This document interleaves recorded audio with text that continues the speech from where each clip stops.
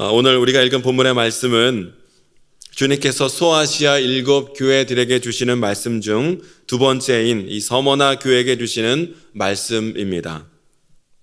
주님께서 아시아 7교회에게 주시는 말씀들 중에는 칭찬하시는 말씀도 있고 또 책망하시는 말씀도 있는데, 맨 마지막에 나오는 라오디아 교회에게는 칭찬 없이 책망만 하셨다면, 오늘 우리가 읽은 이 서머나 교회에게는 책망 없이 칭찬만 하셨던 것을 보게 됩니다. 7교회들 중에 책망 없이 칭찬만 하셨던 교회는 오늘 이 서머나 교회와 빌라델피아 교회, 이 두 교회가 있었지요. 어떤 면에서 하나님이 우리 주님께서 이 서머나 교회를 칭찬하셨는가? 오늘 말씀은 8절에서 이렇게 시작이 되는데요. 서머나 교회의 사자에게 편지하라. 처음이며 마지막이요 죽었다가 살아나신 이가 이르시되 하며 오늘 본문의 말씀이 시작이 됩니다. 여기서 예수님 자신에 대하여 말씀하시기를 뭐라고 말씀하고 있냐면 처음이며 마지막이라는 거예요. 또 우리 주님은 죽었다가 살아나신 이시라 이렇게 말씀하고 있는 것을 보게 되는데, 여러분, 이것이 오늘 너무나 중요한 말씀입니다. 처음과 마지막이라는 말씀은 인류 역사를 가리키는 말씀인데요. 여러분, 하나님의 시간은 영원하기 때문에 하나님의 시간 가운데는 처음과 마지막이 존재하지 않지요. 때문에 처음과 마지막이라는 말은 하나님께서 창조하신 시간의 흐름 속에 살아가는 인류의 역사를 가리키는 말씀인 거예요. 그래서 처음은 창조의 때, 마지막은 심판의 때를 가리키는 말씀. 그래서 예수님은 온 세상의 창조주시요, 우리 주님은 온 세상의 심판주 되심을 말씀하고 있는 대목이라는 것입니다. 뿐만 아니라 주님은 자기 자신을 주님을 가리켜서 죽었다가 다시 살아나시니다 라고 말씀하고 있습니다. 즉 예수님은 부활의 주님이시라는 거예요. 주님은 생명의 주인 되신 분이라 분명히 말씀하고 계시는 거죠. 예수님은 온 세상의 주님이시요 그 세상에 태어난 모든 생명을 주관하시는 분이다라는 것입니다. 즉 예수 그리스도께서는 창조주 하나님이시고 심판주이시고 생명의 주이시며 또 부활의 주님이시다라는 것을 먼저 밝히고 말씀하고 있는 것을 보게 되지요. 이 말씀이 왜 이렇게 중요하냐면, 여러분, 우리의 삶과 우리의 영혼을 의탁할 분이 바로 우리 주님이신데, 그 주님이 어떤 분인지 우리가 분명히 알아야만 우리가 살아가면서 때로 만나는 이 고난과 환난 가운데서도 결코 흔들리지 않게 되리라는 것이에요. 때문에 사도 바울은 디모데후서 1장 11절 12절에서 이렇게 말씀하고 있습니다. 내가 이 복음을 위하여 선포자와 사도와 교사로 세우심을 입었노라. 이로 말미암아 내가 또 이 고난을 받되 부끄러워하지 아니함은 내가 믿는 자를 내가 알고 또한 내가 의탁한 것을 그날까지 그가 능히 지키실 줄을 확신함이라 하고 말씀하고 있습니다. 사도 바울이 그가 당한 숱한 고난과 환난과 핍박과 숱한 죽음의 고비 앞에서도 그가 그토록 담대할 수 있었던 이유는 사도 바울이 믿는 예수님께서 바로 창조주이시고 심판주이시고 생명의 주님이시다라는 것을 사도 바울이 분명히 알았기 때문에 인생의 그 고난과 핍박 가운데서도 그는 흔들리지 아니한다라고 고백할 수 있었다는 것이에요. 오늘 저와 여러분들도 어떠한 삶의 고난과 어려움이 있다 할지라도 내가 믿는 예수님이 어떤 분인지 우리는 분명히 알 때 우리는 결코 흔들리지 아니하게 될 줄로 믿습니다. 오늘 저와 여러분이 믿는 예수님은요, 사도 바울이 믿었던 또 사도 요한이 믿었던 예수님과 다른 분이 아니에요. 동일한 분이에요. 저와 여러분이 오늘 믿는 예수님은 창조주시요 심판주이시고 생명의 주관주 되신 영원한 우리 하나님이신 줄로 믿습니다. 그 사실을 우리가 잊지 않고 분명히 붙들며 그러한 주님께 모든 것을 맡기며 나아간다면 우리는 모든 고난과 어려움 가운데서도 능히 이길 수 있는 힘과 능력을 우리 주님으로부터 공급받게 되리라는 거예요. 때문에 오늘 내가 믿고 섬기는 주님이 어떤 분이신지 우리는 분명히 알고 분명히 붙들며 오늘 하루의 삶을 살아갈 수 있어야 된다는 것이에요. 서머나 지역은 항구 도시로서 부유하고 풍요로운 도시였어요. 그러나 우상숭배, 특별히 황제 우상숭배로 가득하였고 죄악으로 만연한 도시였습니다. 때문에 이러한 곳에서 신앙생활, 특별히 온전한 믿음 생활하는 성도들은 이러한 세상으로부터 엄청난 고난과 비방과 핍박을 받을 수밖에 없었다는 것이죠. 그래서 오늘 본문 9절은 이렇게 말씀하고 있습니다. 내가 네 환난과 궁핍을 알거니와 실상은 네가 부요한 자니라. 자칭 유대인이라 하는 자들의 비방도 알거니와 실상은 유대인이 아니요 사탄의 회당이라 하고 말씀하고 있어요. 요한계시록은 로마 도미티안 황제 때 기록된 말씀인데 대부분의 로마 황제가 그러했듯이 이 도미티안 황제도 자기 자신을 살아있는 신이다 그렇게 여기는 가운데 다스리고 있는 로마 시민뿐만 아니라 로마가 점령하여 다스리는 모든 나라와 민족들, 백성들에게도 자기 자신을 황제를 숭배하고 황제에게 절하고 황제에게 분향하라 그렇게 명령을 했지요. 이때 이 서머나 지역에 유대인도 살고 기독교인들도 살았는데 여러분 유대인들은 어떻게 살았는가?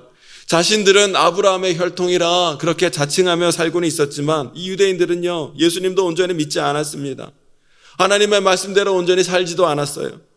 그저 세상의 입신양명 부귀영화만 추구하는 가운데 이 유대인들은 이 로마 세력과 탁 결탁하여 아무 꺼리낌 없이 로마 황제를 숭배하고 황제에게 분향하는 일을 서슴지 않았던 것이 바로 당시 유대인이었다라는 것이. 반면에 기독교인들은 어떠했습니까? 결코 황제에게 절하지 않았습니다. 우상 숭배하지 않고 황제도 숭배하지 않았지요. 때문에 이 기독교인들은 로마로부터 세상으로부터 세상 사람들로부터 엄청난 핍박과 환난을 받을 수밖에 없었다는 것이에요.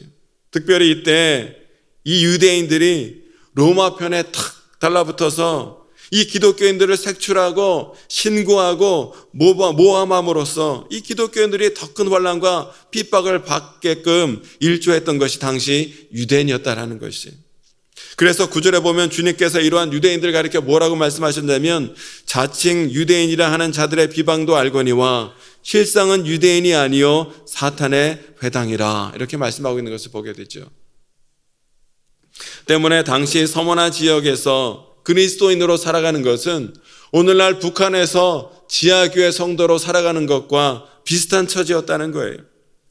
서머나 교회 교인들은 유대인들의 이 비방과 고소와 신고로 인해서 로마 군인에게 잡혀 옥에 갇히는 일이 비일비재했고 옥에 갇힌 성도들은 10일 동안 옥에 갇혀 환난과 핍박을 받아야 했다라는 것입니다. 그런데 여러분 이 감옥에 10일 동안 갇혀 있다는 것이 무슨 환난과 핍박인가? 이 풀려나기 전에 10일 동안만 감옥에 잘 견디면 그 정도의 고난은 얼마든지 견딜 수 있는 것 아닌가라고 생각할지 모르겠지만 여러분 오늘 본문 10절에 나와 있는 10일 동안 옥에 갇혀 있는 것은 그냥 석방되기 전 구류의 의미로 감옥에 그냥 10일 동안 있었던 그런 의미가 아니라 심판받고 재판받기 전 대기 시간이 이 열흘의 기간이었다는 거예요. 그러니까 열흘이 지나고 나면 로마에서 심판받고 재판을 받아서 기독교인들은 십자가형에 처해지든지 화형에 처해지든지 아니면은 사자굴에 떨어지든지 무서운 재판 심판이 기독교인들을 기다리고 있었기 때문에 여러분 이 10일 동안에 감옥에 갇혀 있는 것은 극심한 공심한 공포 그 자체였다라는 거예요. 그래서 오늘 본문에서도 보면 10일 후면 너희가 풀려나리라 그런 말씀이 기록되어 있지 않고 이어지는 말씀이 무엇이냐면 10절에 보면 너는 장차 받을 고난을 두려워하지 말라. 볼지어다 마귀가 장차 너희 가운데서 몇 사람을 옥에 던져 시험을 받게 하리니 너희가 10일 동안 환난을 받으리라. 네가 죽도록 충성하라. 그리하면 내가 생명의 관을 내게 주리라 하고 말씀하고 있습니다. 너는 장차 받을 고난을 두려워하지 말라는 거예요. 즉 서머나 교회 성도들은 열흘 동안의 옥살이 이후에 순교의 피도 흘리게 되리라는 거예요. 그러나 주님은 그러한 성도들에게 말씀하시기를 그러나 너희가 죽도록 충성하라. 그리하면 내가 생명의 관을 주리라 하고 말씀하고 있는 것을 보게 됩니다. 오늘 우리 그리스도인들도 이 말세의 지마를 살아가고 있기 때문에 우리가 믿음으로 온전히 살아가다 보면 주님의 이름의 영광을 위하여 말씀대로 살아가다 보면 세상으로부터 주변 사람들로부터 크고 작은 핍박과 환난과 박해를 많이 경험하며 살아가는 것을 보게 된다는 것이에요. 직장 가운데서도 주의 말씀대로 살아갈 때 받는 핍박이 있고, 불신 가정과 가문에서 말씀대로 신앙생활 끝까지 잘 하려다가 받는 이 가족과 친지로부터 받는 핍박이 있기도 하고, 또 기업체를 경영하시는 분은 이 기독교 정신으로 정직하고 청렴하게 사업체를 운영하고 경영하다가 또 어려움을 당하기도 하고, 여러 가지 믿음의 성도들이 주의 말씀대로 세상 가운데 살아갈 때 세상으로부터, 주변 사람들로부터 받는 핍박이 오늘도 너무나 많이 있는 것을 보게 된다는 것이죠.